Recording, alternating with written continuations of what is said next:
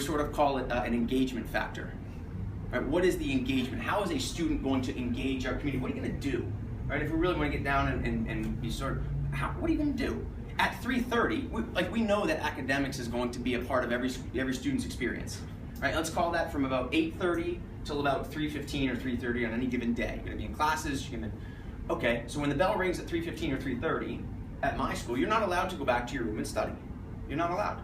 You have to go do things. You have to get involved. You have to make an impact. Right? That's how you build relationships. That's how you build, the experience. I think, at least for myself, what I took from my school, again, I had a fantastic experience. It's the people. Right? So we talk about what is a student going to do. That's a big piece of it.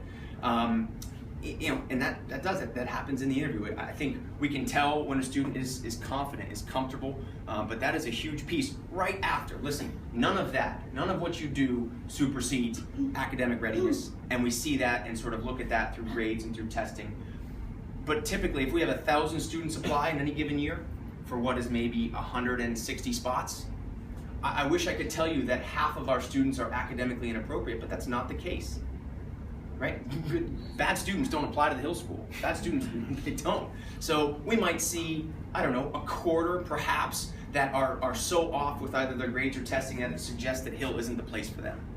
And okay, now I've got 600, 700 kids for those spots. How do we start making choices? Some of that is based on year of entry. Some of that is based on the number of kids we want to put into a certain grade here or there.